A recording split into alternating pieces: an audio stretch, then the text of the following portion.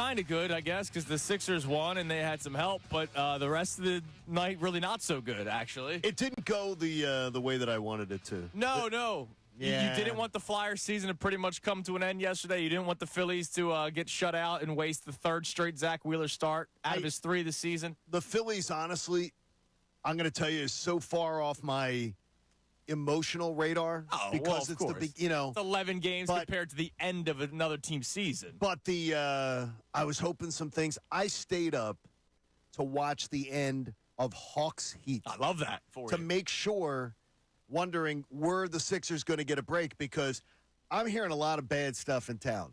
The Sixers don't have control over the Heat. The Heat have control over the Sixers. As far as the Heat went out, they're ahead of the Sixers.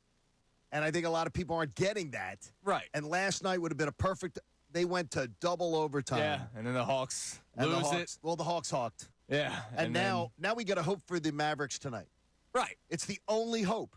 If the Mavericks don't beat the Heat tonight, the Heat are going to be ahead of the Sixers. So then your only hope is that the Heat get up to the 6th and maybe Magic. the Sixers stay 7. Yeah, I mean, it's crazy, and we'll get into terrible. all that today. All the math. So I have a question to start the show today. Okay. And it's really primarily coming off of this Flyers season that looks to be dead. They lost their, 9th straight game yesterday, 8th straight game yesterday, and they didn't even show up to play. I mean, they're down 6-0 in a blink of an eye. They lose 9-3. But halfway through it was 1-0. So they did show up to play. Right, they showed up for half of it. And by the way, they were dominating the game halfway through when it was 1-0. And then they decided to no longer play and lose 9-3. Well, I have different feelings on what happened. Okay, but I would agree with you that I've never seen a tight game like that take such a turn as that game did last night. And we'll get into it. That was horrendous. So my question to start the show: do we allow the end of seasons that hurt? And let's face it, for the majority of these seasons, they hurt. We don't have many championships in Philadelphia. But do you allow these end of seasons and maybe good years cloud or define your judgment on how a team played? And I don't know if that's what most fans do. I don't know if all fans do it. I don't know if fans should do it. So this Flyers season, compared to what we expected them to do coming into it, was a success. But the end of the year is extremely disappointing. Like, I am bummed out today. I know that you and I have had the back and forth this week that you expected them to not make the playoffs. I did not. I was in no belief that this team in February, January, when people were talking about it, right, March, that they were going to the playoffs. Well, in March, I was expecting it, especially toward the end of March, and I was not expecting an 8-game losing streak from March into April. I never, ever once thought, yep, they're in. Never once. And good for you for seeing that. I didn't, and but it's not foreseeing the way it happened.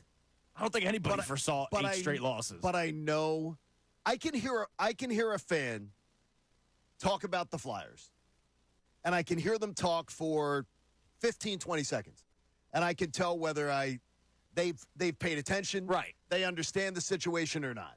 And I mean, I heard people just bringing out the violins about we have to go through this again, another Philly collapse.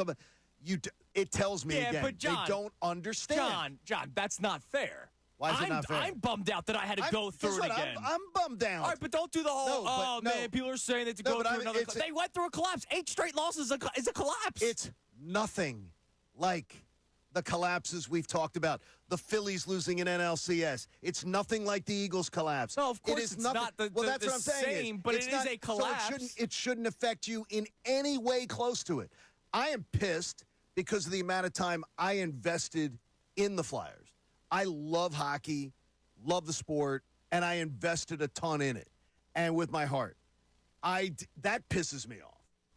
But when a team has expectations and they collapse, it certainly affects every way that I will look on the 2023 Eagles will have a scar on them. Absolutely. Forever.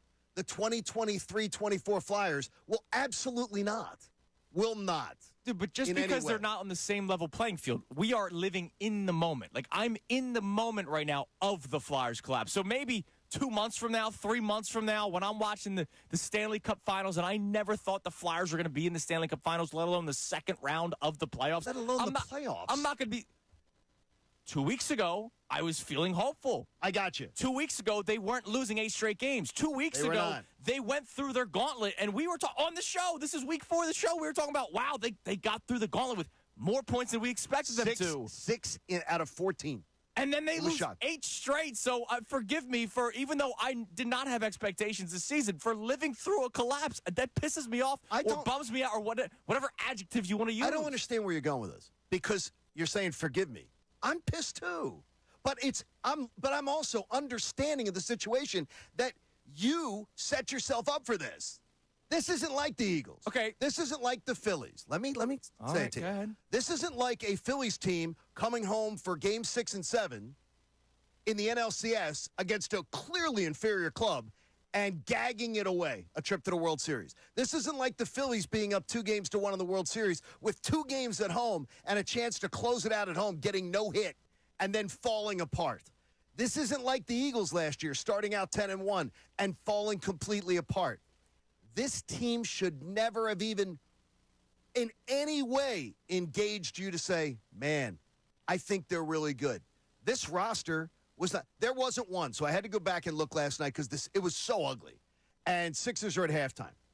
I'm looking, not one writer, not one publication, not one anybody looked at the Flyers roster and thought they would be more than a bottom 6 team. Bottom 6 was their, ceiling being that good. What we saw this year was incredibly entertaining. Yes. It was something that was never expected.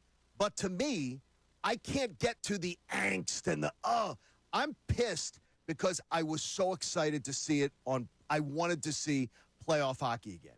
There's something about shorts going into a hockey game. Like it just is a fan. There's something about tailgating in the parking lot. All this sounds great. 70. It's awesome. And they were this close, John. They were absolutely this close. And they collapsed. But if you're getting yourself angsty, like a Phillies collapse or an Eagles collapse, I'm just going to tell you, you did it to yourself. Yeah, but I'm not comparing them to those collapses. It's just I'm a Flyers fan. And as a Flyers fan, yes, I understand that they are in a rebuild. And I can't believe that they played the way they played this year. But as a Flyers fan, I would like to see more hockey. So would I. As an Eagles fan, I want to see more football. Right? Nobody disagrees with that. Yeah, but you're almost like, why are you so upset about I'm saying it? Why are you I'm angsty upset. about it? No, I'm upset too. But I'm also understanding of the situation. I am understanding of the situation too. I don't know you that you are. All right, let me ask you something. Because you set expectations to yourself, and so many did.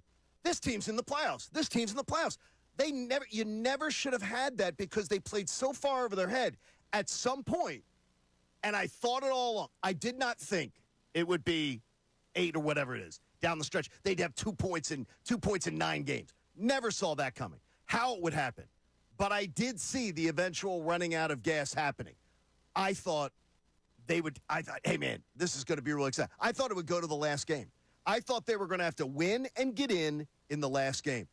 Right now, the only 3 games to go, they're still not dead, but they're dead. Well, then let me ask you, they're dead. How'd you feel in 18, 19, 20, 21 when the Phillies collapsed in the final month of the season? 4 straight years. They weren't World Series teams. I did not have the same. The Phillies 4 straight years of collapse.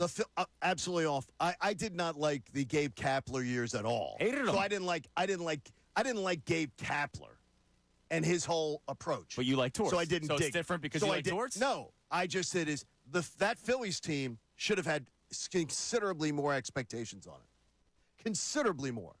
And when they collapsed, it's different. But it's not like I put far more on the 2023 and 2022 Phillies collapsing than I did the Gabe Kapler Phillies collapsing.